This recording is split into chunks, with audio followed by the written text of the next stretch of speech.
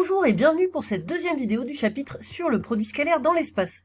Et nous abordons justement ce fameux produit scalaire avec le grand 2, extension du produit scalaire à l'espace. Alors pourquoi extension? Parce que vous avez déjà vu le produit scalaire dans le plan, et donc on va étendre cette définition dans l'espace. On commence avec la norme d'un vecteur de l'espace, donc soit U un vecteur de l'espace, A et B tel que A et B deux points tels que le vecteur AB est égal au vecteur U, et bien la norme du vecteur U c'est la distance AB. Ça ne change pas dans l'espace.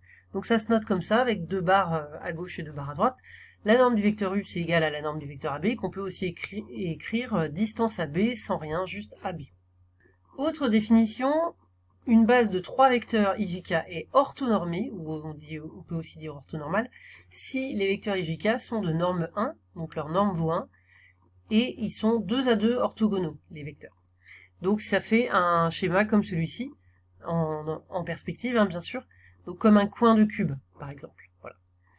Avec donc des vecteurs qui ont la même norme, même si en perspective, c'est pas forcément évident.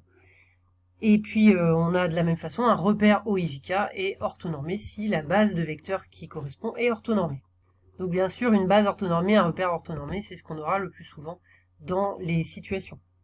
Conséquence intéressante dans une base orthonormée, si un vecteur U a pour coordonnées dans cette base donc x, y, z, alors la norme du vecteur U, elle s'exprime très simplement, c'est racine carrée de x carré plus y carré plus z carré.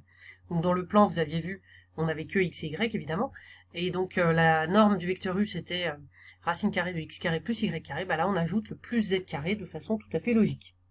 Cette propriété, elle se démontre très simplement en appliquant 2 fois le théorème de Pythagore. Deuxième conséquence qui est liée, la distance AB, si A a pour coordonnées XA, YA, ZA, et B a pour coordonnées XB, YB, ZB, et bien la distance AB, c'est donc racine carrée de XB moins XA au carré, plus YB moins YA au carré. Ça, c'était la formule dans le plan, et on rajoute le plus ZB moins ZA au carré. Et maintenant, voyons la définition du produit scalaire dans l'espace, donc, et les différentes expressions de ce produit scalaire. Alors la définition, en fait, on a vu, vous avez vu l'année dernière le produit scalaire dans le plan, et bien on prend U et V, deux vecteurs de l'espace, on les place dans un plan à partir du même point A et on définit le produit scalaire U scalaire V. Je vous rappelle que c'est un point entre les deux qui se dit scalaire.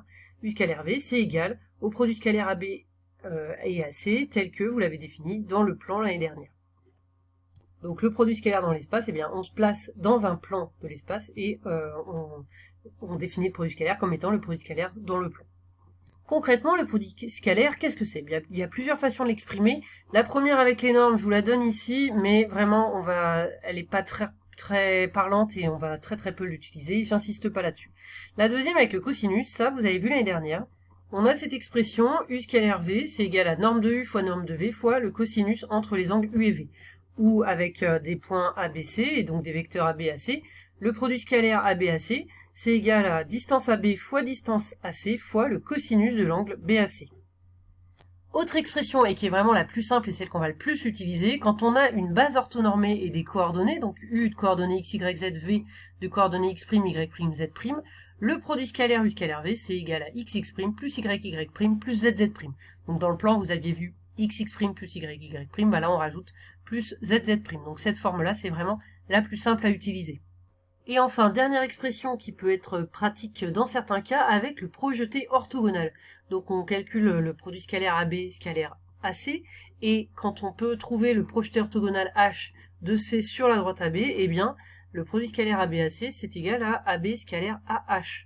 Et ça c'est plus simple parce que donc dans le premier cas ici, quand on projette C sur AB en H ici, AB, les vecteurs AB et vecteurs AH sont de même sens, donc là AB scalaire AH, c'est égal tout simplement à AB fois AH. On multiplie tout simplement les deux distances. Et puis si H est de l'autre côté du point A, comme ici sur ce dessin, eh bien dans ce cas, AB et AC, les vecteurs, sont de sens contraire, alors AB scalaire AH, c'est moins AB fois AH.